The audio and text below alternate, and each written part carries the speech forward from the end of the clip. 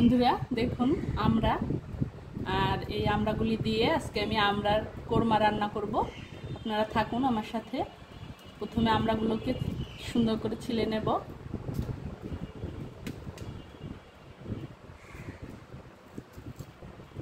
তারপরে একটু একটু করে কেটে নেব।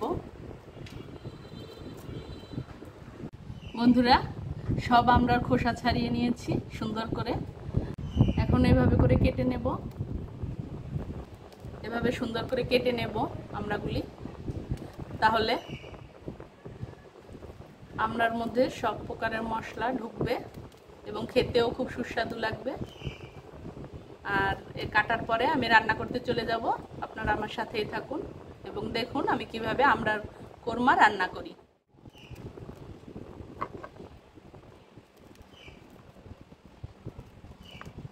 বন্ধুরা সব আমড়াগুলি আমার কাটা হয়ে গেছে। এখন আমি চলে যাব আমড়াগুলি নিয়ে রান্নাঘরে রান্না করতে। চলুন আপনারা আমার সাথে। আমি ডিমের কোরমা রান্না করার জন্য চলে এসেছি। দেখুন আমি প্রথমে কড়াইয়ে পানি দিয়ে দিয়েছি, তার মধ্যে দিয়ে দিলাম একটু হলুদ আর একটু লবণ। আমড়াগুলি দিয়ে দিচ্ছি।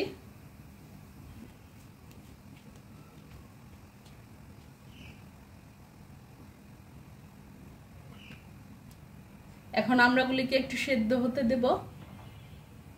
একটু ভালোভাবে সিদ্ধ হয়ে গেলে আমি পানি থেকে তুলে নিয়ে তারপরে রান্না করব।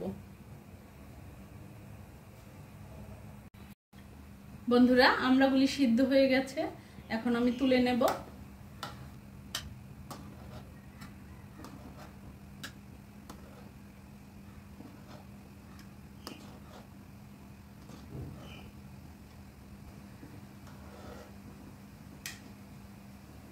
দেখুন সব আমড়াগুলি ভালোভাবে সিদ্ধ করে নিয়েছি।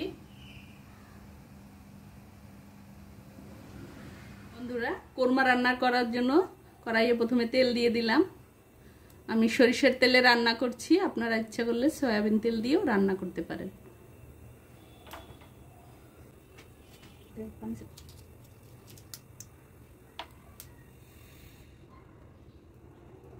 দিয়ে দিচ্ছি তেজপাতা, দিচ্ছি কয়েক টুকরা দারুচিনি,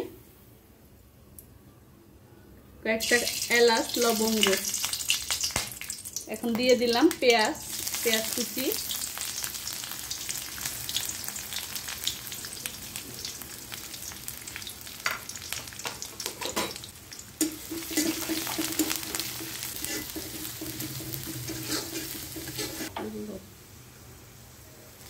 পেঁয়াজ বাটা,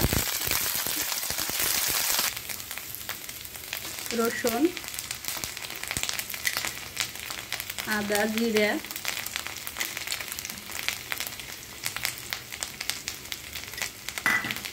একটু পানি দিয়ে দিলাম।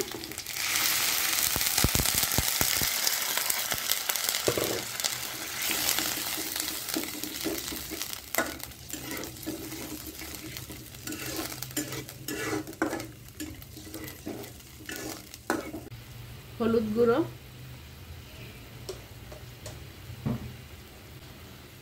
লবণ,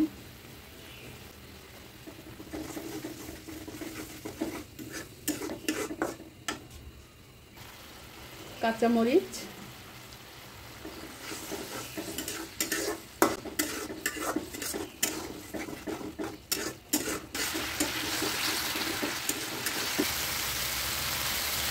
আমড়াগুলি দিয়ে দেব, নেড়ে দেব।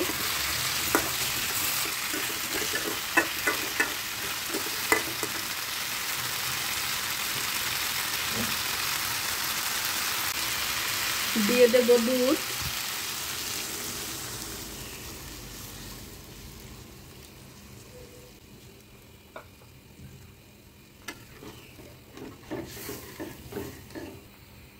দিয়ে দিলাম চিনি,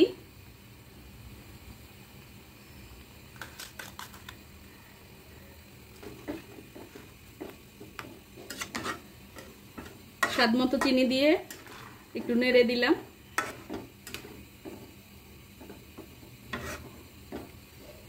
এখন একটা ঢাকনা দিয়ে ঢেকে দেব।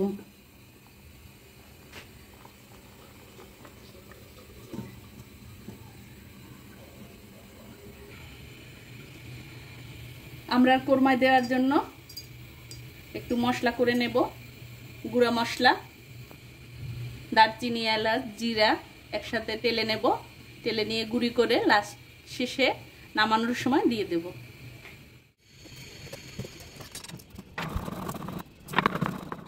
কিছুক্ষণ পরে ঢাকনা তুলে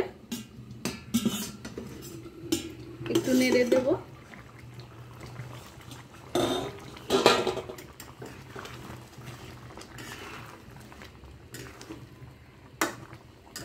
সুন্দর একটা গন্ধ আসছে, ইচ্ছে করছে এখনই খেয়ে ফেলি।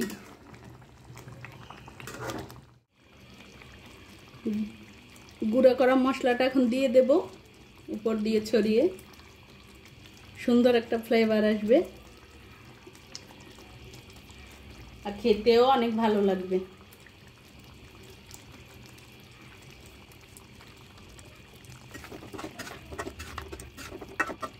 বন্ধুরা দেখুন, আমার আমড়ার কোরমা রান্না করা শেষ, এখন শুধু খাওয়ার পালা। ধন্যবাদ সবাইকে এতক্ষণ আমার সাথে থাকার জন্য।